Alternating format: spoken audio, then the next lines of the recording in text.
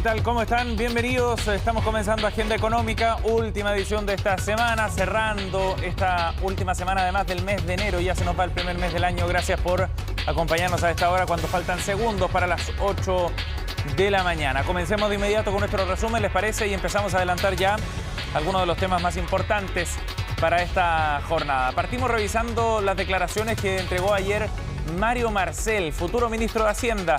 Hasta ayer a la medianoche, presidente del Banco Central. En ese cargo todavía hablaba con Radio Cooperativa el día de ayer Mario Marcel y entregó una serie de definiciones que son bien interesantes. La entrevista es larga, aborda temas políticos, fundamentalmente también económicos, por supuesto, pero es bien interesante porque va trazando de alguna manera la forma en la que Marcel adhiere al programa de Gabriel Boric. Recordemos que ha sido bien enfático en eso el presidente electo sobre cuán comprometido está el ahora expresidente del Banco Central con algunas de las reformas relevantes. Y en ese sentido, por ejemplo, plantea sus definiciones respecto a la reforma de pensiones propuesta por el próximo gobierno. También se refirió a la pensión garantizada universal y cómo eso iba avanzando en la misma línea. Y se refirió también al quinto retiro, descartando de plano cualquier posibilidad de que eso se lleve a cabo en el próximo gobierno. Vamos a estar revisando algunos de los pasajes más importantes del análisis y la visión que tiene Mario Marcel, el futuro ministro de Hacienda. También les contamos del trabajo que se está desarrollando en la Convención Constitucional en una semana que ha estado bien controvertida por varias normas que se han presentado y que han sido ya incluso aprobadas en general en las respectivas comisiones. Bueno, en ese contexto llegará hoy día a esta instancia el presidente de la CPC, Juan Sutil, junto a 6 de los presidentes de las distintas ramas que componen este gremio empresarial. Se van a reunir con la mesa directiva, en particular con la presidenta María Elisa Quintero. Será con ella con quien tendrá una conversación para ver de qué forma pueden ir participando los distintos gremios también en esta instancia de trabajo. Vamos a estar revisando detalles y adelantando lo que viene en unos minutos.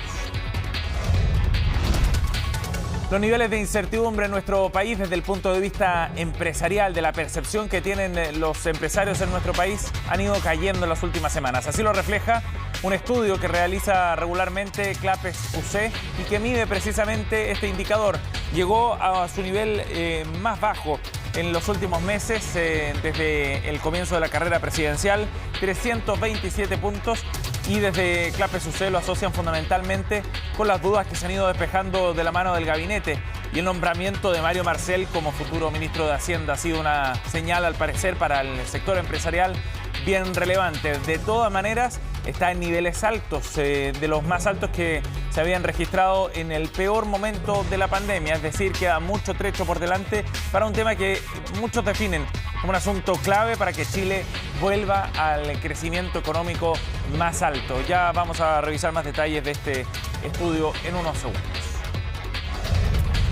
Y en la entrevista del día de hoy vamos a abordar lo que piensa, lo que ve, lo que proyecta un sector muy importante en nuestro país en los últimos años. Hablamos del sector de la fintech. Ha explotado con fuerza este sector. Han surgido muchas empresas de base tecnológica que están involucrados en el sector financiero o de seguros.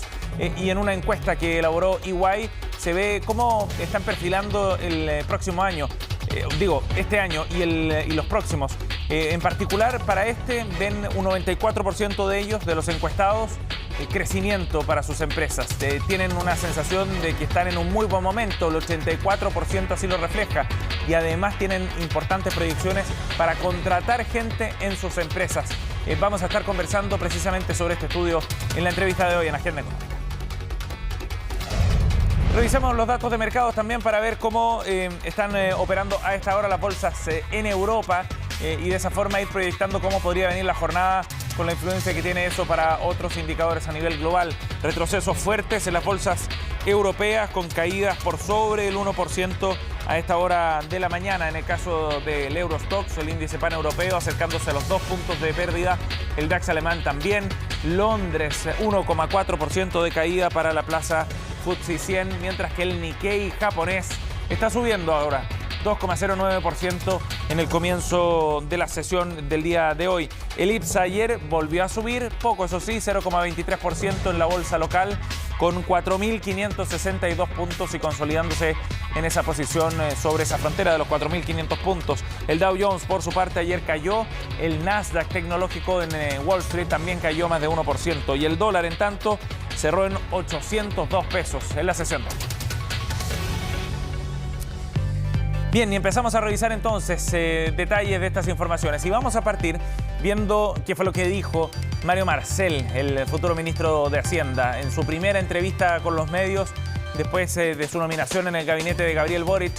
Con Radio Cooperativa abordó una serie de temas, como les contábamos, y varias definiciones bien relevantes. Se ve en todo caso en su conversación un compromiso bien importante con las reformas más importantes del próximo gobierno, entre ellas la condonación al CAE, por ejemplo, aunque le iba dando cierto contorno también a cómo llevar adelante una política que ha sido también cuestionada por el peso fiscal que podría representar. Pero vamos a partir revisando primero lo que planteó Mario Marcel sobre la futura reforma del sistema de pensiones, bien importante pensando en que trae cambios profundos al sistema.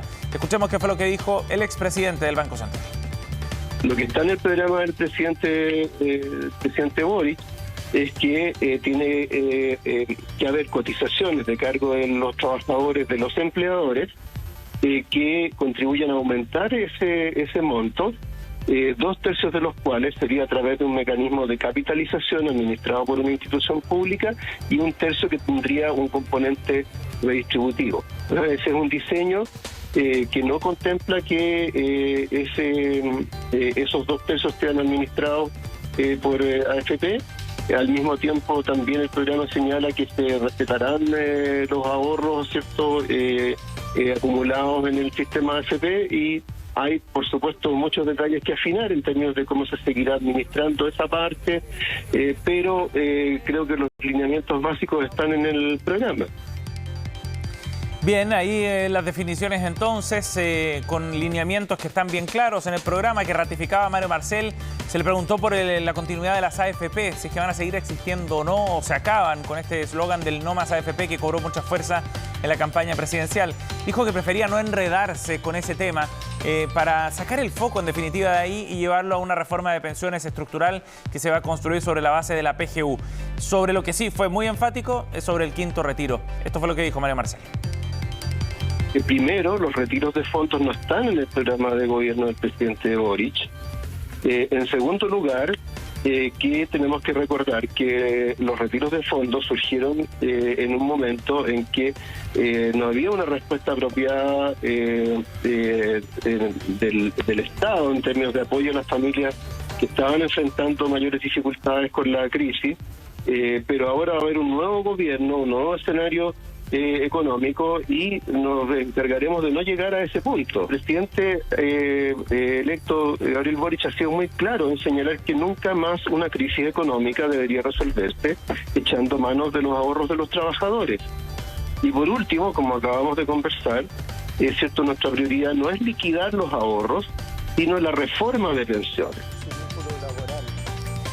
Bien, un portazo definitivamente al quinto retiro a pesar de la presión de algunos parlamentarios y un mensaje dentro de esta respuesta, cuando decía que el Estado no estaba dando una respuesta adecuada. También hay una lectura quizás negativa de las primeras reacciones que tuvo el gobierno de Sebastián Piñera en los apoyos directos a las familias por parte del ex presidente del Banco Central. Además, Marcel se refirió a la PGU, que fue aprobada, recordemos, el miércoles, que se comenzará a pagar en febrero próximo. Esto fue lo que dijo quien encabezara también una comisión de reforma previsional del 2008. Que el paso que se ha dado con la aprobación de la pensión garantizada universal es un paso muy importante. Este fue un tema que ya estaba presente incluso en la época en que trabajó la comisión que dirigí. De hecho, en buena medida nuestra discusión que llevó a la creación del Pilar Solidario partió de este punto. La idea de tener un mínimo universal garantizado para todo el mundo, y que luego otros aportes sirvieran para mejorar la pensión por sobre ese mínimo.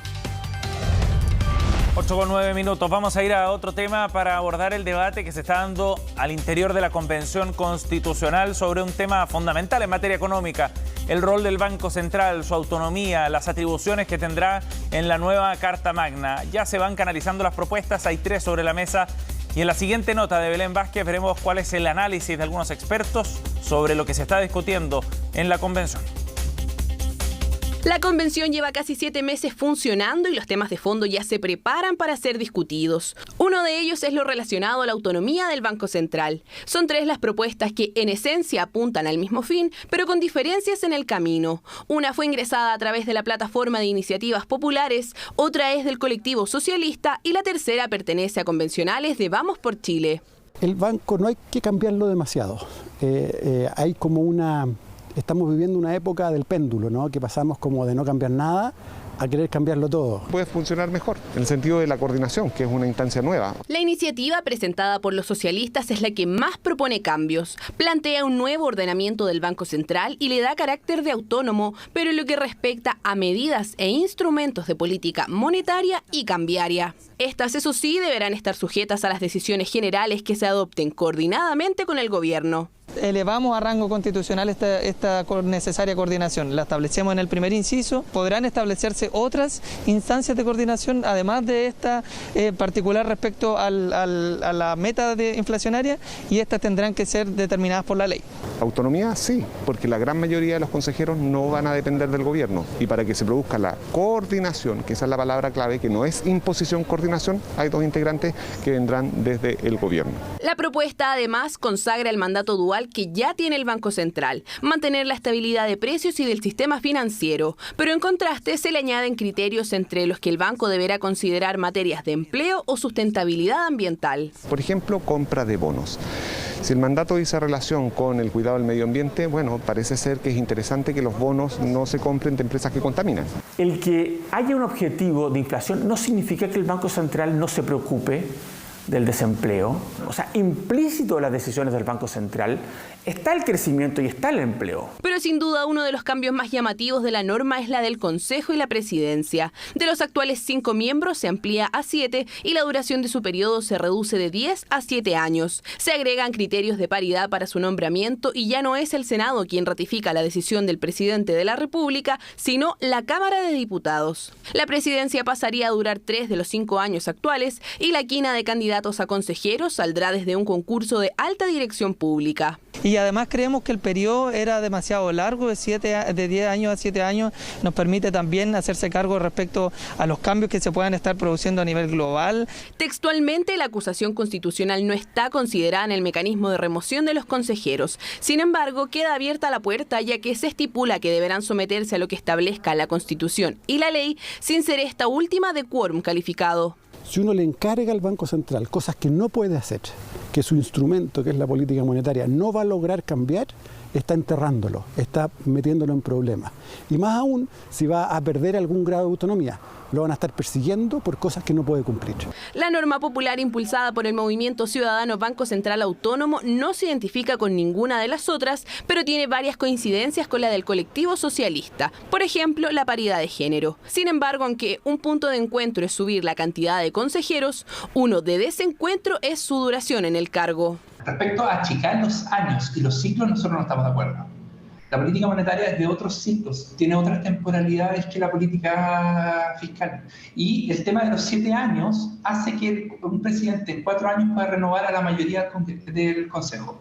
Y si que el presidente tiene reelección, como se está planteando, podría renovar al 100% del Consejo, pasando de una lógica de Estado a una lógica de gobierno, y eso no nos parece para nada. La propuesta ciudadana mantiene la remoción de los consejeros tal como está actualmente, aunque añade la posibilidad de incluir impedimentos jurídicos, es decir, si un consejero infringe la ley, podría salir de su cargo. En cuanto a la propuesta de los convencionales de Vamos por Chile, en la práctica el articulado es similar a lo ya contenido en la ley orgánica actual. Sin embargo, no contempla la paridad de género en el Consejo. El Banco Central en general ha tenido más altos que bajos y ha logrado mantener la inflación en 3% promedio en los últimos 20 años. ¿Por qué cambiar algo que funciona bien? El Banco Central ha sido exitoso, pero eso no significa que se tenga que quedar dormido. Eso significa que tiene que entender lo que ha cambiado en la sociedad e incorporar esas demandas de la sociedad en su modelo de éxito. Debate que, aunque técnico, es de suma importancia para la ciudadanía. El Banco Central ha demostrado ser uno de los mejores activos del país y los expertos demandan su autonomía. 8:14, vamos a ir a otro tema que se vincula en todo caso a este tipo de discusiones. Hablamos del indicador de incertidumbre empresarial que elabora Clapes UC. Este centro de investigación elabora este indicador desde hace ya varios años y muestra que el ICE cambió y bajó hasta su menor nivel desde octubre del año pasado. 327 puntos marca este registro según el indicador elaborado por Clapes. Y fundamentalmente, la caída que se ha visto en los últimos meses tiene que ver con un nivel de incertidumbre menor asociado al anuncio del gabinete. Al menos así lo interpretan desde Clapes UC. Felipe Larraín, en conversación con el diario El Mercurio, asegura que la principal fuente de incertidumbre hoy para el sector empresarial es el escenario político, donde la percepción de moderación del presidente electo, dice Larraín, y el reciente anuncio del nuevo gabinete influyeron en la caída de este mes. Como les contábamos, está en su nivel más bajo desde octubre y en niveles bastante similares a los que se habían visto a mediados del año pasado, en un momento en que la segunda ola de COVID golpeaba todavía a nuestro país.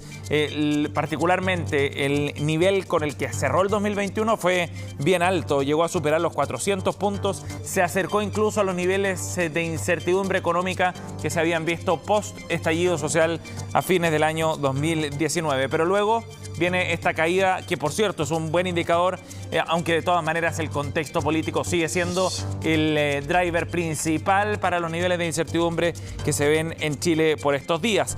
Respecto a este estudio, hubo algunos términos que son bien indicadores respecto a qué es lo que está percibiendo el mundo empresarial o el sector económico. En la palabra gobierno, por ejemplo, fue mencionada 527 veces dentro de este estudio. La palabra Boric también estuvo ampliamente mencionada dentro de algunos de los factores que generan, como decíamos, cierto nivel de incertidumbre, algo que podría ser también normal entendiendo el periodo de transición de un gobierno a otro. De todas maneras, esta caída es un buen reflejo respecto a cómo el nombramiento del gabinete cayó en el mundo económico, según el indicador elaborado por Clapes. 8:16, nos vamos a ir a una pausa y volvemos de inmediato con más acá en Agenda Económica.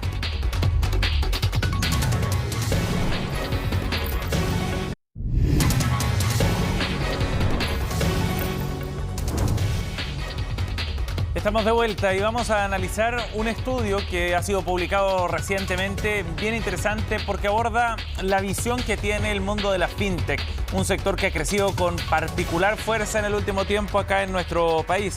Y este estudio, elaborado por EY junto a la Asociación de Fintech de Chile en su tercera versión, nos permite ver cómo están proyectando los próximos meses y el futuro estas empresas que tienen una mirada sobre la economía en general algo más pesimista, pero sobre su desempeño y el desarrollo de la industria bastante optimista. Vamos a conversar el tema con Mauricio Martínez, socio de tecnología en servicios financieros de EY. Gracias por el contacto, Mauricio.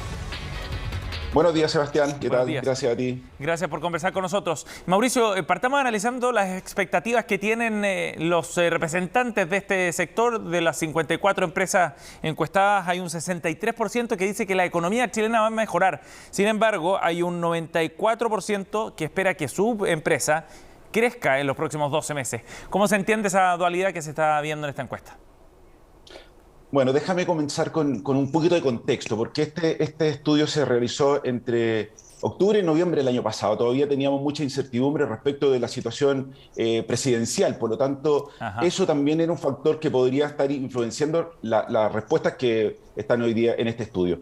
Pero déjame comenzar también indicando que, primero, independiente de todo lo que se vivió el año pasado, pandemia y todas las complejidades financieras que vivieron las empresas, hoy día hay en la fintech, en un 84% dicen que su situación económica y como empresa es buena o muy buena. Por lo tanto, eso ya es una situación de habla de que hay una confianza respecto de lo que está pasando en el mercado y de lo que están haciendo ellas dentro de su modelo de negocio. El 78% dijo que van a crecer o que crecieron sus ingresos. Por lo tanto, la verdad que en ese contexto yo me quedaría de que si bien hay una situación de incertidumbre y ellas mismas lo plantean, de que creen que va a empeorar la situación económica futuro, yo te diría que viene mezclado más que nada por la incertidumbre que había en términos presidenciales y definitivamente por todo lo que eso podría haber llevado. Ajá. Es interesante ver cómo hay mucho optimismo respecto al desarrollo de este sector, que se refleja también en contratación o en aumentos o inversión más bien de capital para el crecimiento de sus empresas. Sí, mira, déjame concentrarme quizás en los 3 puntos clave de cuáles son los desafíos que tienen hoy día las fintech. A ver, el primero y sin duda el más relevante tiene que ver con la regulación. Ajá. A ver, está en el segundo trámite en los senadores la discusión de la ley fintech. Sin embargo, eso es clave. Darle un marco jurídico a la fintech es esencial para su desarrollo y estabilidad. Ahora, lo bueno, y lo leí hoy día en una entrevista que le hicieron al nuevo ministro de Hacienda, Mario Marcel, que él es un pro la inclusión de todas estas compañías o estas fintech. De hecho, su desempeño como presidente del Banco Central, él ha impulsado la digitalización absolutamente de la moneda. Hay un centro de innovación y de digitalización en el Banco Central. Por lo tanto, creemos que la llegada de Mario Marcel a Hacienda va a terminar siendo un impulso a todo el desarrollo de la fintech. Bueno, y en el estudio hay un 87% que tiene una buena evaluación de esa regulación, precisamente. Me imagino que no lo ven entonces como un obstáculo para el crecimiento del sector.